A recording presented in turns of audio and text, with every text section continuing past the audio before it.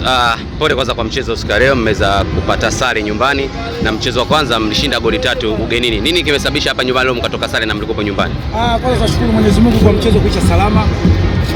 Na siku ya leo matokeo tuliyopata ya suluhu ni matokeo sio mabaya, ni matokeo mazuri, kwa sababu katika hizi hatua kinachoangaliwa ni kwenda nafasi nyingine. Hiko ndio kitu kikubwa. Kwa hiyo tunashukuru kwamba timu yetu imefuzu kwenda kwenye makundi, kwa sababu tayari tulikuwa tushakuwa na magoli 3 na pointi 3.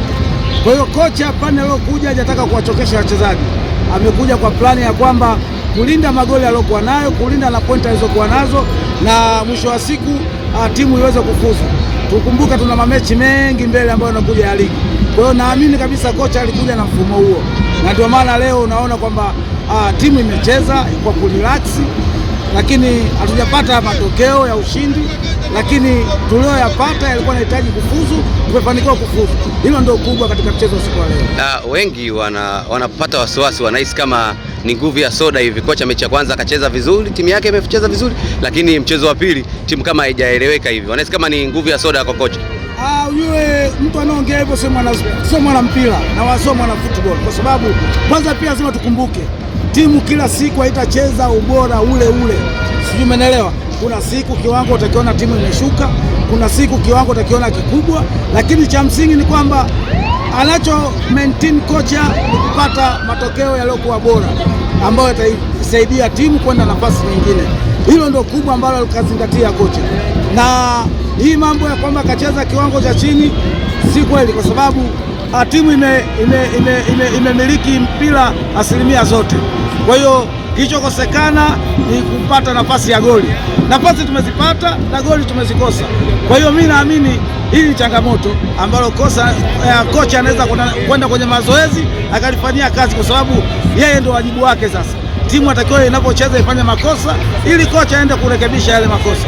Kwa hiyo naamini mchezo unaokuja tutafurahi wana Simba, lakini tulichokuwa tunahitaji ni kufuzu. Tumefanikiwa kuingia makundi, hilo ndio kubwa. Mimi naamini kabisa hata kocha wetu alikuja kwa plani hiyo kwamba hatakiwi kufungwa na anatakiwa maintain na alichokipata akilinde tuweze kwenda hatua nyingine. Tumefanikiwa, tuipongeze timu yetu, lakini tusitoe malalamiko. Malalamiko katika football hayatakiwi, kwa sababu tunawavunja moyo.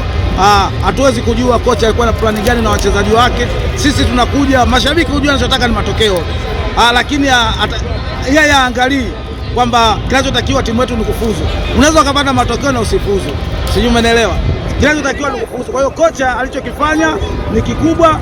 Tunaipongeza timu yetu kwa kufuzu kwenda makundi. Okay, Simba kwa sasa ameshafuzu hatua ya makundi. Unaiona wapi Simba kwenye hatua ya makundi itapoanza kucheza? Mimi naamini Simba itaenda kufanya vitu vikubwa sana, kwa sababu mimi ninachosema Simba msimu huu kasajili wachezaji bora na tuna wachezaji wenye uwezo, yani binafsi, wachezaji wengi wana uwezo binafsi.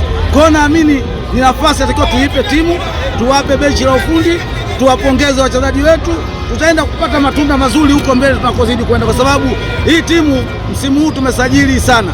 Kwa hiyo wachezaji wengi wamekuja kwenye igizo hili, kwa hiyo lazima kuwa kuna wakati kidogo wa wachezaji kukaa kwa pamoja ili waweze kuwa wamoja. Kwa hiyo tunatakiwa tuvumilie kwenye hii hali na tuwape moyo wachezaji wetu na makocha, benchi la ufundi, tuweze kwenda kula matunda, lakini sio tuanza kuwakashifu kwa kukosa goli siku ya leo, wakati timu tayari shamaliza kazi ugenini. Hapa amekuja kurelax, ana mechi atakiwa kusafiri timu kwenda Tabora, tuna mechi za ligi.